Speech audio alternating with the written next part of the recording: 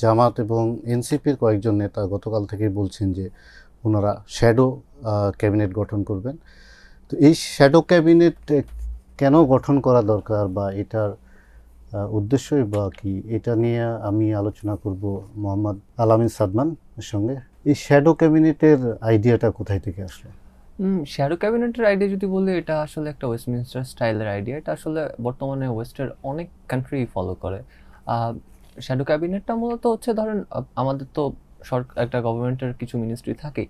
সেই মিনিস্ট্রিগুলোতে ওই অপোজিশন যে লিডার, অপোজিশন যে পার্টি, ওই পার্টি নিজস্ব মানুষজন অ্যাপয়েন্ট করে।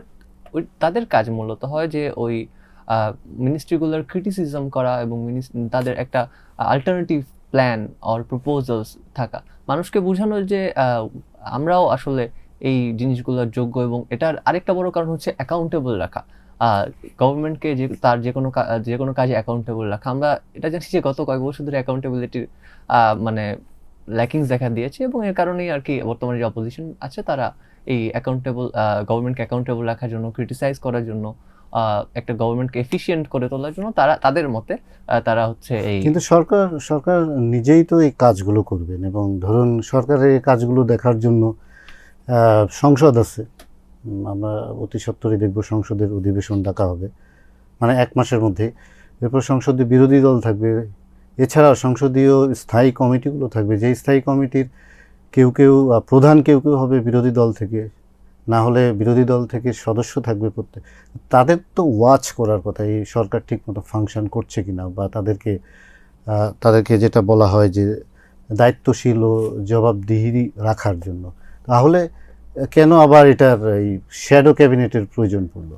জুলাই সনদ যদি পাস হয়, তাহলে জুলাই সনদ অনুযায়ী ডেপুটি স্পিকার এবং হচ্ছে সংসদের যে স্থায়ী কমিটির সভাপতি, তিনি অপোজিশন পার্টি থেকে থাকবে। অপোজিশন বা এখন যারা 11 দলীয় জোট, তারা যেটা বলছে যে সবসময় সংসদে আর কি গড়পড়তা নিয়মে তারা চলতে চাচ্ছে না। তারা চাচ্ছে এর থেকে বেরিয়ে এসে ওয়েস্টের স্টাইলে, দেখলাম তারা ওয়েস্টমিনস্টার স্টাইলেই ফলো করার যে। আপনি কি বলতে চাচ্ছেন যে ধরুন আমরা তো অতীতে দেখেছি যে যে সরকারে আসুক সেই সরকার তার নিজের মতো চালায়, অনেক ধরনের দুর্নীতি এবং অনিয়মের আমরা অভিযোগ পাই, অনেক ক্ষেত্রে সেগুলো সত্য। এই যে জিনিসগুলো হয়, সেই সব সরকারের কাজকর্মে দৃষ্টি রাখা, নজর রাখা, এবং সেগুলো সরকারকে নজরে আনা যে এইসব হচ্ছে, আপনার মন্ত্রণালয়ে এইসব দুর্নীতি বা অনিয়ম হচ্ছে, সেগুলো বন্ধ করুন। এটাও কি একটা উদ্দেশ্য এই শ্যাডো ক্যাবিনেটের, যে সরকারের কর্মকাণ্ডে নজর রাখা?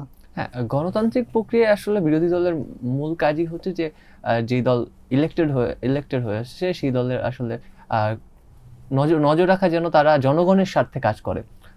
এখন আমি দেখলাম, আমি এনসিপির অনেকের সাথে কথা বললাম, অথবা যে আমাদের অনেকের সাথে কথা বললাম, তাদের আসলে মূল কাজটাই হবে যে সামনে তারা বিরোধী দল হিসাবে, আপনার রিসেন্টলি হচ্ছে জামায়াতে আমির, অথবা গতকালকেও কিন্তু জামাতের অন্যতম নেতা হামিদুর রহমান আজাদও কিন্তু এটা বলেছেন যে তারা এই রোলটা প্লে করতে চান স্ট্রংলি। এবং এরপর শিশির মনির অথবা আসিফ মাহমুদ শরীফ ভূঁইয়ার যেই রিমার্কস, ওগুলাতেও কিন্তু স্পষ্ট হয়ে ওঠে যে তারা সরকারকে অ্যাকাউন্টেবল রাখার জন্য, ট্রান্সপারেন্সি এনশিওর করার জন্য তাদের এই প্ল্যান তা খুব স্পষ্টতই দেখা যাচ্ছে। তো আপনার কি মনে হয় যে শ্যাডো ক্যাবিনেট যদি সত্যি সত্যি গঠিত হয় এবং সেটা ফাংশন করে, তো সেক্ষেত্রে আমাদের যে গণতান্ত্রিক যাত্রা এবং যে সুশাসনের প্রচেষ্টা, সেটা একটু জোরালো হবে?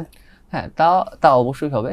কিন্তু এখানে কিছু কথা আছে, যেমন হচ্ছে এক্সপার্টরা বলছেন যে শুধুমাত্র একটি শ্যাডো ক্যাবিনেট হলেই, মানে বিরোধী দল যে খুব ভালোভাবে এটা ফাংশন করাতে পারবে সেটা ইম্পর্টেন্ট। এই জন্য আসলে একটা স্ট্রং অপোজিশনেরও দরকার।